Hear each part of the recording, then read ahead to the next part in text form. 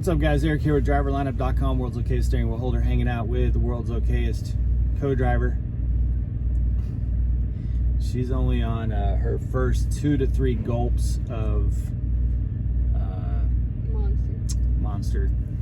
And okay, so I saw a comment not too long ago about apparently Eric just drives 24/7 because he's always in the driver's seat.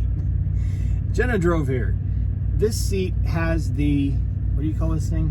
The suction mount for the phone. The mount for the phone. So, and we actually got it to stay on there because anybody who drives a truck knows suction cups fall off. So we don't want to take it off and move it to this seat. Yeah, I've been hunting for a second one to have over there. I only want this one. This one's called the Tough Grip or something like that. My TNT trainer had it, and it does not budge. It doesn't go anywhere. So anyway, that's why I jump over this seat to make videos. I'm not always driving. But Jenna only did 60 miles this morning because I couldn't find parking at all last night. I got off the interstate 4 times. I think I woke up to the most bonus spot I've ever seen this truck in. It was impressive. You know, you take the not real spots, bonus spots, crowd them with trucks. I made a bonus spot to those bonus spots. But somehow out of the way of everybody else. It wasn't impeding traffic or anything. It was quite inventive. But I didn't have a choice because this 90 has no overnight parking. It's tight as hell. That's what she said. Yeah, it is what she said. See this wall right here? Look at that. There's literally inches and fences right there. Vehicles.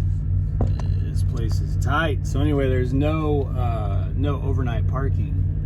So I was kind of starting to panic a little bit at 3 o'clock this morning because it's partly shitty trip planning, but I didn't want to have to do 300 or 400 miles with Cleveland on a Tuesday morning, you know.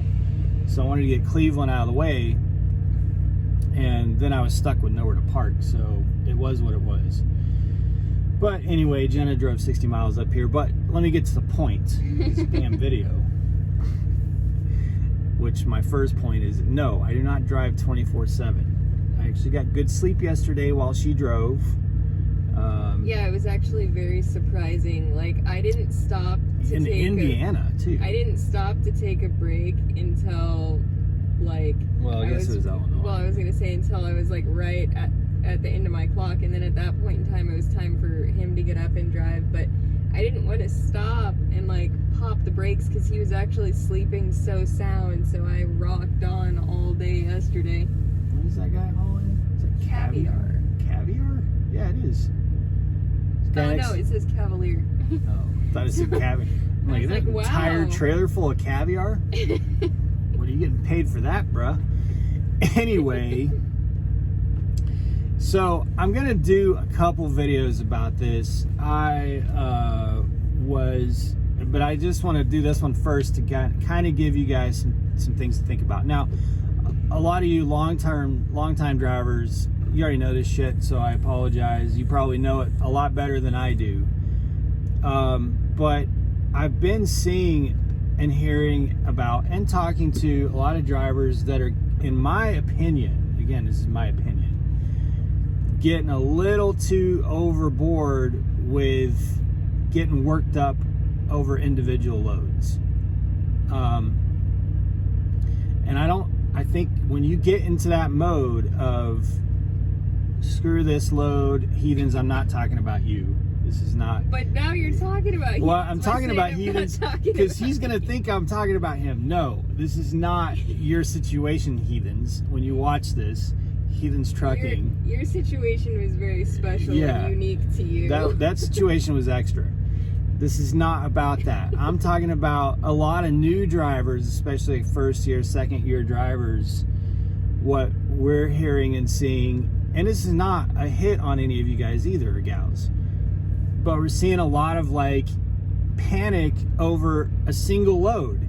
like, I can't make money this way. This load doesn't, like, how am I? I'm not gonna let them start making me run loads like this. That's not the correct way to think about this. In fact, we're pre-planned on I saw on YouTube yesterday, a guy who'd been driving for less than a year said, F this, in this environment, I'm not running anything for $1.60. Jen and I are about to go pick up a load later today for $1.50. In this rate environment, the reason is it gets us over to a part of Illinois where there's $2, $2.50, $3, $3.50 mile loads all over the place. But that's not really the point of this video. You guys already know that. You should be thinking that way. But the more important point is, if you want to know how to plan things out. Now, I do most of our load planning. Jenna just keeps us moving, fed, alive, safe, a whole bunch of other stuff. Entertained. But I do most of our load planning, and in my head throughout the week, I'm thinking of what we're bringing in per day, both revenue and profit. And I think to start, when you're going through your math, your financial planning for yourself and your truck, you need to ask yourself, what does it cost to run my life? Your bills, cell phone, home, mortgage, rent, whatever, cars, feeding your family, insurance for your family, putting your kids to school, whatever that is. Take that in a 30-day period and break that down on a per day. If you take three or 4 days off per year or per month, then break it down by the number of days that you run in a month. That's the minimum you need to make per day on average. Then if you have other plans, add that on there. So for us, we're buying trucks. So it's a little bit, I'm adding a little bit of some padding on each day.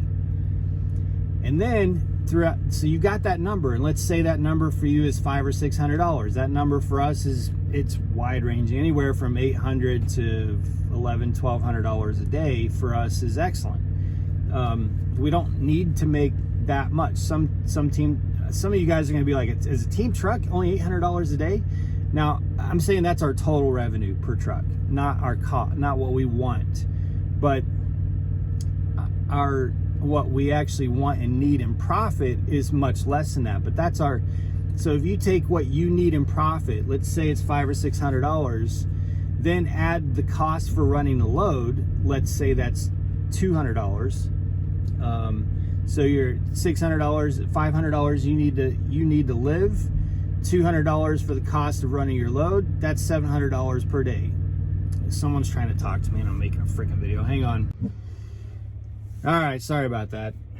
Somebody was asking me a question about Remy, which it's like, can't you see I'm talking to my phone? Anyway, where the hell? What was I talking about? Oh yeah, so if you need to profit $500 a day, and that number again, I'm just kind of popping that off the top of my head.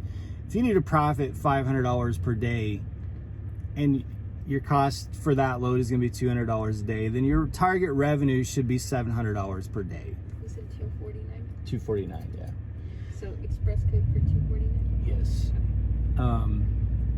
So you see what I'm saying? Your target should be $700 per day. Again, I'm just throwing this number out there, so yours could be far less or far more.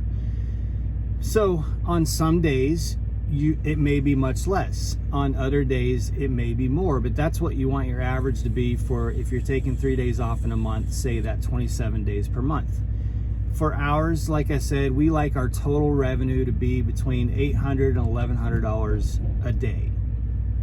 So, and if we can do more than that, great. And many weeks we do. But that's kind of at the minimum of what we want our revenue to be per day averaged out. And then you can step back and say, well, for that 27 days, I hit my average and I actually did $50 more per day. That's where you can feel good about it. If you get so worked up because F this load and this is just going to screw me all up, But what's the next load, and what was the last load, and what was the load before that? I've said this many times on this channel where a lot of lease drivers get sunk is you get so fixated on a very small window that you lose sight of the big window. And you know, one of the many advantages of being a company driver, I think, is that you don't really have to be so concerned about the big window, the 30,000 foot view. You don't have to step back and think about it in terms of your what are you making in a month, or what are you making in a quarter? Because really, we look at what we make in a quarter. As a lease driver, you have to be able to do that, because if you're just going to look at it as this week or this load, it will drive you freaking crazy, because we're about to run a shitty little $780 $1.50 per mile load. That's probably going to be heavy. What was it last time? Was it mayonnaise? Yeah, it's the place white labels mayonnaise for like Great Value and like store brands. Yeah, so. And it was heavy. It was heavy, now I remember. This is going to be a heavy load, and you know, who cares though? I didn't get the load that I wanted out of here, but it is what it is. It's like, this load is going to a good reload area. This load is not, it's still, you know, again, $800 per day. Well, it's $800 almost, just about $800. That's what my target, that's a very minimum of the revenue in a 24-hour period that I want for our truck. The minimum, $800. This one's a few dollars under 800, but I'm not going to be like, oh my God, this load only did $780 or whatever, and that's right below the minimum. Like, this is not going to work for me. Because it makes financial sense to take it to get to the area that we want to be in. Yes, and not only that, but the load that we're getting unloaded right now paid $1,800 for 24 hours. You see, so this getting fixated on, you can't have like a myopic view. You have to be able to see the whole picture, and it's easy to get like, you know, overly focused on one detail and forget about other stuff, because there are times like we're careful when we do favors at this point, just because we've had some favors go wrong. But there are times where we'll, you know, do a favor for sales or dispatch that, you know, we did our last week on the road. We ran that load down. It's not really beneficial to us, but it's beneficial to your relationship, you know, with Prime. Just because we're looking at it where it's like, okay, this doesn't hurt us to do this, and this is being a team player. Oh my God, you guys, we showed up at just the right time.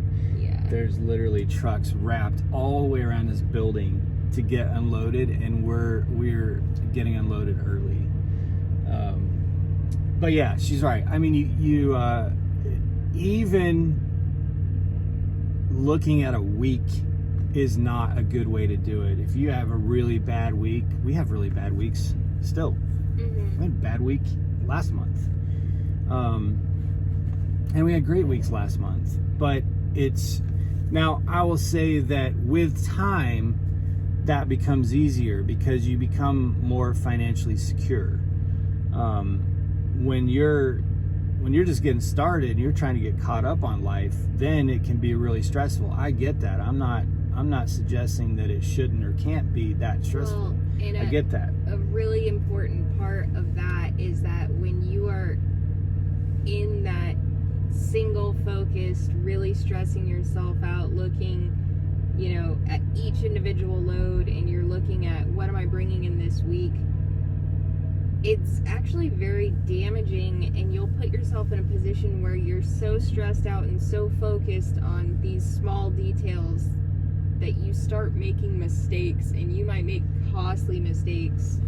So it's, you know, what Eric's saying is really important, to look at the whole picture, to keep your zen, to keep it together. Yeah, as a matter of fact, I don't even anymore care really that much about running payroll cutoff to payroll cutoff. In fact, I was thinking, okay, you know, we're in the hole a little bit because we were home last week. And stayed extra days, like always. And stayed extra days, yeah. If this was the only load that we got in this week, fine. You know, like that would just mean that we would start a load today, Tuesday morning, that would start carrying over into next week. So the next week would be stout as F, right? And I see these drivers that, you know, I'm pissed about this. This is not going to make this, like, I've seen messages to fleet managers. Why are they even trying to do this to me? This is not going to be in before cutoff. Like that is, you know, you're making short-term decisions. Whereas waiting 7 days, and again, if you're brand new, that's probably a little bit more difficult, but you need to learn to do that now. You need to learn to do that new, because it's not going to be long before that starts being very productive for you, very fruitful for you. Because if you're able to think of it in a bigger picture, more long term, you're able to make better decisions. You're able to set yourself up for very, very strong weeks ahead of you, and not be just trying to be reactive and upset because something that's short term for the next 24 hours doesn't look good.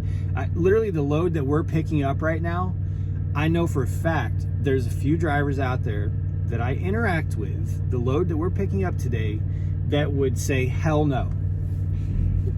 And it's like, and there have been points of time when our level of experience was less, where we would have made the mistake of saying hell no. That's true, yeah. Just looking at it single focused, we're guilty. So, but now when this load came in, $1.50 a mile, I did not hesitate. There was no hesitation. It's set up nice for the schedule. It got us somewhere that we want to be, keeps us moving, but not moving too hard. You know, we had just brought in $1,800 for this 24-hour period. So does it hit our $800 minimum? Not quite, but on both sides of it, we're looking great.